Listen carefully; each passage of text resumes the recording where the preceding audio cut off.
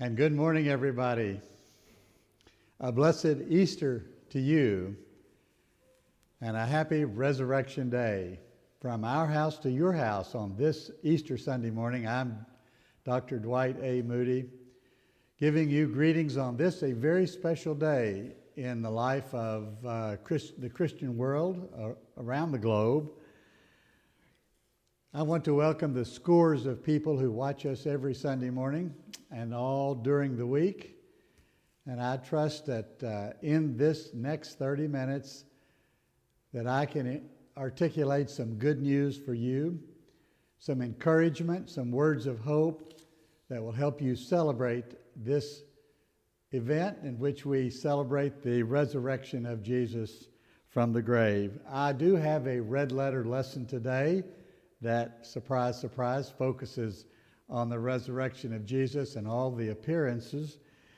I do have a list of signs of hope for our own country, good things that have happened this week to bring justice and stability and order to our country.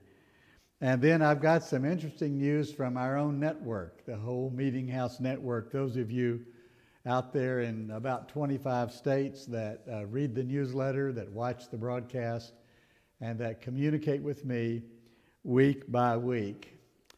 Just first, a few words about the Easter celebration. This is an unusual Easter because today, for the first time, this doesn't happen very often, that the Easter celebration for Western Christianity, or what we normally call in the part of the Christian world that's influenced by the Roman Catholic Church and by Protestantism, this is our traditional Easter day, but it coincides this year with the Easter day for the whole Eastern Christianity, the Orthodox churches of Eastern Europe and Asia and parts of Africa, and also throughout the United States. Normally, those two dates are different because they calculate the date of Easter different, but today they're the same.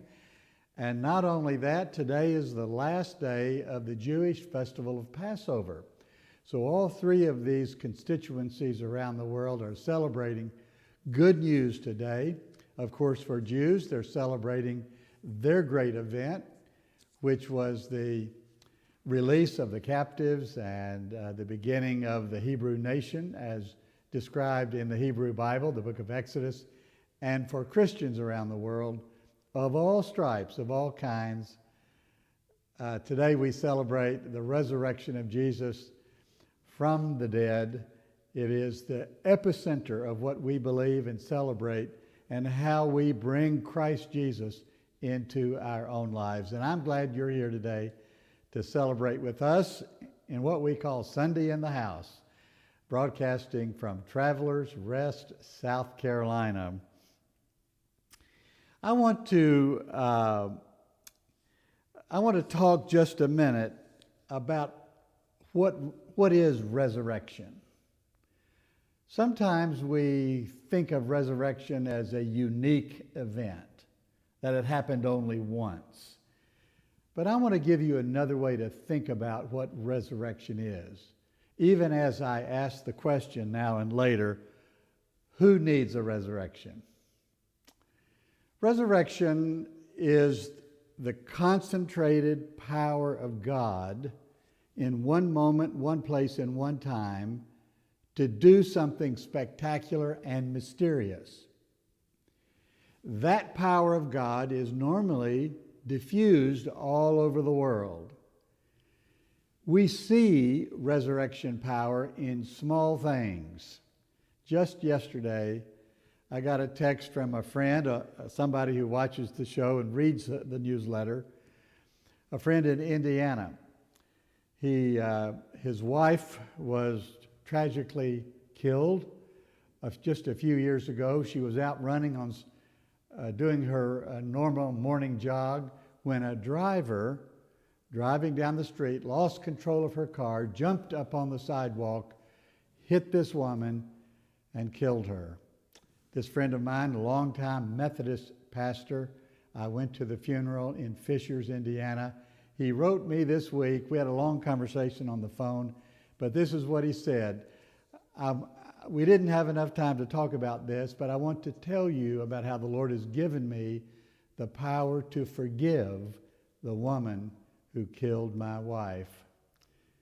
That experience in his life is an example of resurrection power, enabling him to do something that he never thought was possible. Resurrection power is what makes the flowers bloom, especially when you see a small burst of events. I think about people in Ukraine and people in Gaza, people in that prison in El Salvador that need some resurrection power just to survive, just to care for one another, just to stay sane. They need a little bit of that power that God used in the life of Jesus. Now, let me tell you what I mean. It's a beautiful day here in South Carolina. I'm looking out through big glass windows out on a swimming pool. There is light everywhere coming from our sun. That is, that energy from the sun is diffused all over our globe. It lights up. It helps the flowers to bloom, makes us feel good when we are out in the sunlight. But scientists have learned how to focus their light. Actually, it doesn't even take a scientist. Somebody with a magnifying glass or a prism can take that light, which is normally diffused evenly all across the lawn, can focus that through a piece of glass enough and create enough focused energy to start a fire. That is an example about how energy that is everywhere all the time can be focused in one little place for just a few minutes and do something unusual, something spectacular, something really good. That's what happened in the resurrection of Jesus. All the power of Jesus, all the power of God, which Jesus had used time and time again to teach, to rebuke, to heal, to raise the sick and the dead, Jesus had used it many times in his life. All of that came to a point in his life when he was in a grave that reversed the decaying process, gave him new energy, a new body, brought him back to life. That's what we mean. This is the way I understand resurrection. That the power of God, which is available to us on a regular basis for smaller things, to help us forgive somebody, to help us endure pain, to help us survive and thrive even in an injustice, this power was available to Jesus in that one moment. Now, here is the great thing about it. This miraculous, wonderful event of Jesus coming back to life. The story is told, of course, in all the Gospels, Matthew, Mark, Luke, and John, and then in the book of Acts. And Jesus, the resurrected Jesus appeared to Paul, he says, as one born out of time. Much later, the resurrected Jesus appeared to Paul the apostle, completely changed his life, changed his name from Saul to Paul. An interesting thing given today with so many people changing their names for so many reasons. But this concentration of power, which brought about all these stories in my red letter Bible that I show you each week, how Jesus first appeared to Mary. Mary did not recognize him. That power had done something to the look. It's very interesting that in the story, Mary seeing Jesus in the garden, when she had said that, she saw Jesus and thought he was the gardener. And she said, "Tell me where you've taken the body of Jesus." Because she thought He was a gardener, and she'd seen the empty tomb. Jesus said to her, "Woman, why are you crying? Who are you looking for?" And she says to him, "I'm looking for Jesus. Where have you put him?" And then Jesus said to her, "Mary," called her by name, and she recognized his voice. Isn't it interesting how you can not see somebody for 50 years? You ever had this experience? And then call them on the phone and hear their voice, and you recognize their voice. I remember preaching one time to a congregation, and sitting in a pew was a man that I was in college with 40 years early. I did not recognize him. Sometimes we don't recognize people that we knew. But you hear their voice and you recognize them. The voice does not change. This is what happened to Mary that day in the middle of that miracle, in the middle of that mystery, which we call the resurrection. My question today, who among us needs some of that resurrection power? Who needs some of that resurrection mystery today? You know, Paul the Apostle, in writing much later to the Corinthians, the little community of believers in the Macedonian town of Corinth, he said this. We have it in our Bible, 1 Corinthians chapter 15, 51. We will not all of us die, but we will all be transformed. That is, in the coming day, all of us are going to experience what Jesus did. Paul refers to Jesus as the first fruits of the resurrection. Jesus was the first of the whole human race to be resurrected. But that is the destiny for all of us.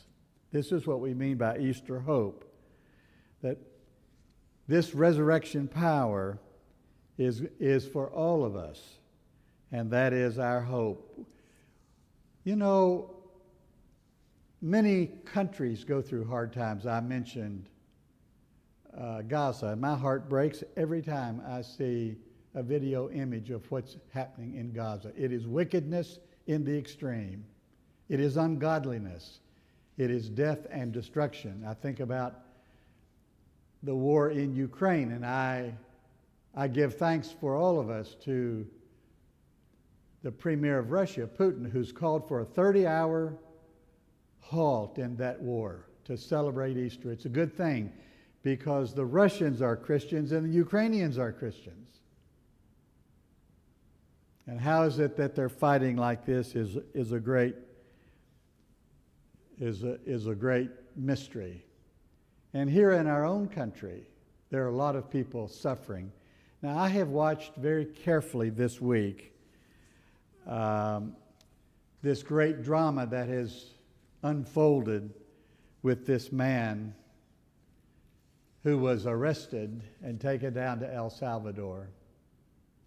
Now, I don't know where you are on the spectrum about all the immigration, all the undocumented people in our country. Many of them hardworking people, go to school, go to church, go to work, pay taxes. A few of them are criminals. But I'll tell you this, the percentage of immigrants who are convicted of crimes is lower than the percentage of citizens of the United States that are convicted of crimes. This effort to demonize all of the immigrants around us is itself an ungodly thing.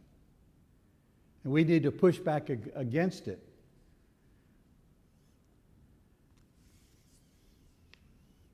We need to push back against what's happened to this man, Kilmar Abrego Garcia. He was a working man in Maryland, married to an American citizen with children. He was picked up by ICE. ICE has been empowered to pick up people like the Gestapo in Germany. You go back and read Anne Frank's journal. She describes the way Jewish people were picked up, how children would come home from school and find their parents gone. That's happening in America today. Kilmore Abrego Garcia, he's down there in El Salvador. That prison was opened in 2023. It was built to hold 40,000 people. There were 63,000 people put in it the first year. Think about that. I don't know how many of them are like Mr. Garcia, who was put in there without being convicted of a crime. And today there's a great legal struggle going on. The Supreme Court ruled early, 1 o'clock in the morning, Saturday morning, and told ICE to quit sending people down there until they had had what we call due process. Let me tell you what due process is. In another terrible thing that happened this week, a 20-year-old man by the name of Phoenix Eichner took his mother's gun, she was a police officer, onto the campus of Florida State University, shot 8 people. 2 of them died. They worked for the food service there on Florida State's campus in Tallahassee, Florida. 6 other people injured, came out of a broken home. He was living with his stepmother. He stole one of her guns, left 2 dead and 6 injured. It looks like to me he's guilty, but I'm going to tell you what the American way is. We have a lot of this even on film, but here's what's going to happen. They're going to assign him a lawyer. He's going to be able to meet with a lawyer. He's going to be able to go to court before a judge, maybe a jury. He's going to be able to say what was going on in his life. There's already indications that he was mentally ill. And our law allows people who are mentally ill to plead that. He's going to be able to stand up before a jury and a judge in what we call due process and argue his case. The judge may find him guilty. The judge may sentence him to the rest of his life in a mental institution, or he may sentence him to die. But he will have gone through the judicial process that is a bedrock of being an American, of justice and fairness in America. That's what Mr. Garcia did not have. I think the Supreme Court is going to make ICE bring that boy back from El Salvador and maybe others. There are more than 300 that they took down there. And they were trying to take more people in the middle of the night. They were afraid of what the judges would do. And so they did this by night. Garcia is going to come back and he's going to have his day in court. They may find him guilty. And if they find him guilty, they'll put him in a jail here in the United States. I don't want anybody in America to be picked up, taken to some other country without appearing before a judge. That doesn't sound right, but I can tell you there are thousands of people in that prison in El Salvador that need some resurrection power in their life. Sometimes we call it mercy, sometimes we call it justice, sometimes we call it freedom. We should pray for all the people in jails. The Bible tells us, and I'm quoting Hebrews right now, chapter 13, remember those who are in prison as if you were there with them. We have to remember that this is the week that we remember the false and ungodly incarceration of the man Jesus of Nazareth. He was arrested by political authorities. False people came and made false accusations against him. He went before the high priest and then Pilate, who was the governor of Jerusalem, and then Herod, who was the governor Nazareth and Galilee, 3 different judges, pressured by the crowd to sentence him to death. And because our Lord and Savior was himself the victim of injustice, we should be concerned about all people everywhere who share that fate and suffer that way. The American way is the presumption of innocence, the right to a lawyer, the right to a hearing before a judge and a jury. This is part of the way we have celebrated Holy Week this week, and this is on our minds as we think about what the resurrection means. Now, in the resurrection, God declared the justice for Jesus by raising him from the dead. He put his stamp of approval. He reversed the judicial rulings of 3 people and gave justice to Jesus and justice to all of us. Those of us who have been pushing back against so much of the wickedness and chaos and danger that's in our country this year, I want to give you 5 signs of hope in this Easter season. Now, I'm sure you've been following a lot of this. This will not come as a surprise to you. I want to start, first of all, with Harvard University, generally considered the most prestigious and most important university in our country, for many people in the world. The best and brightest from all over the world try every year to get in Harvard. When I was a pastor up in Pennsylvania, I went to Boston frequently for ministerial work. And it was quite common for the Christian leaders in Boston to say this: at any given time, 1/3 of the future leaders of the world are in Boston as students. They come to Harvard, they come to MIT, they come to Boston University, Boston College, Northeastern University, many other places up there. This week, or last week, the government took aim at Boston. Fact is, I understand that the president wants to be the president of Harvard University. They want to take over the university and run it. Harvard said, no way. 2 weeks earlier, Columbia University in New York capitulated. The White House put pressure on them, and they capitulated. Harvard University said, no way, we'll see you in court. Harvard will win that battle, and they have strengthened their position as the most important university in the United States to stand up for the freedom of the university to teach, to recruit, to enroll, to publish, to research without interference from the government. I want to give a big call out to the Big Ten schools. There are 18 of them now. They saw what was coming, and the presidents and athletic directors of these 18 schools got together this past week and entered into a covenant to stand together against this MAGA pressure. I want to call out California. Filed a federal lawsuit against the federal government, claiming rightly that the Constitution gives the right to issue tariffs only to Congress, not to the president. That's going to be argued in court. I want to honor all the judges who have stood up to the White House power. And I want to honor the Supreme Court. I've already mentioned it. It's going to be a dramatic week. We may hear some things today on Sunday.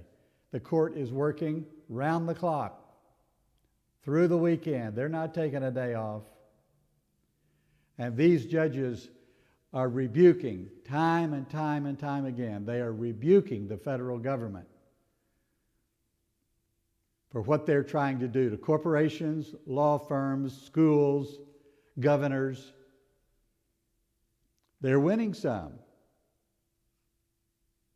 They have intimidated all of the Republicans. I saw a poster this week.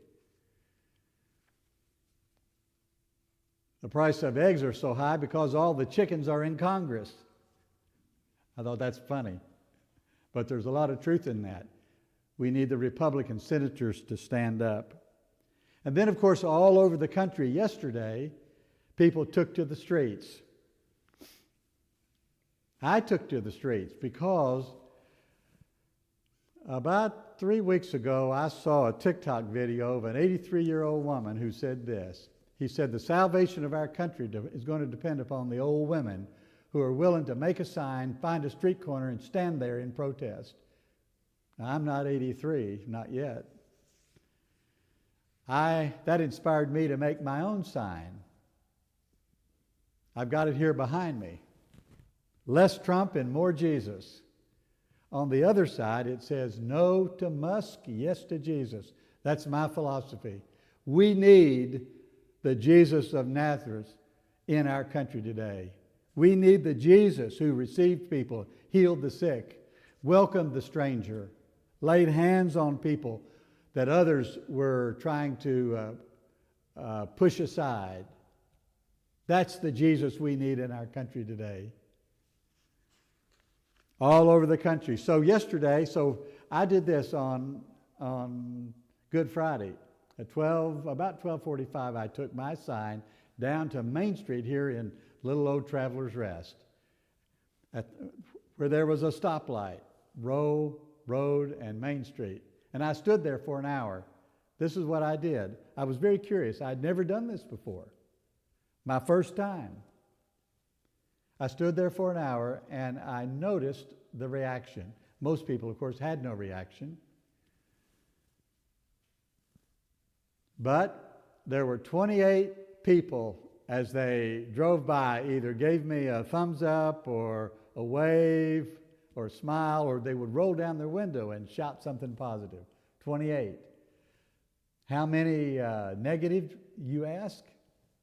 8. It was 28 to 8. I thought that surprised me. Here we are in a state as red as any in the country. Well, I went back yesterday. Stood there for an hour. Same thing, same sign, same corner. Busy, busy. People coming and going. Positives, 37. Negatives, 4. I'm going to go out there today. Here on Easter Sunday, it's the way I'm going to celebrate Easter. Part of the way. I'm going to write about all of this in my newsletter this week.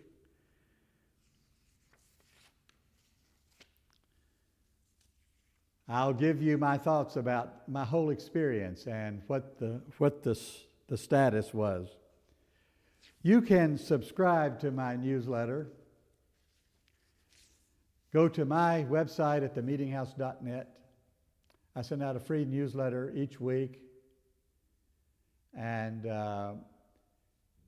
you can watch this program. I archive it on my website at themeetinghouse.net. It's also archived on YouTube. You can always watch this on YouTube. As a matter of fact, my sister wrote me last week from Kentucky, and she said for some reason we couldn't find the broadcast on Facebook, but we went over to YouTube, to your YouTube channel, and watched it there. And of course, on YouTube and the website, all of the programs are archived and will stay there. I think this is program number 16. And I want to thank you for joining me today for this half-hour Sunday in the House, for my interpretation of the gospel, my proclamation of the resurrection of Jesus Christ, my resistance to what I think is some of the most ungodly things going on in our country. I think our democracy is endangered, and I think our religion is being distorted. Maybe you think that way also. If you don't like what I preach, there are lots of churches out there that preach a very different gospel. But thank you for joining me for Sunday in the House. Share this on your Facebook page. Call a friend and invite them to watch it. You can watch it all through the week. God bless you. My name is Dwight Moody, the Reverend Dr. Dwight Moody from Travelers Rest, South Carolina. I thank you for joining me today for Sunday in the House. Join me next Sunday, 9 o'clock, for this pro-Jesus, anti-MAGA gospel, looking for justice and righteousness and the mercy of God. May God bless all of us today. May we all experience the resurrection power that we need, and may we be channels of resurrection power into the lives of other people. God bless you all. Pray for me. Thank you, and I'll see you next week.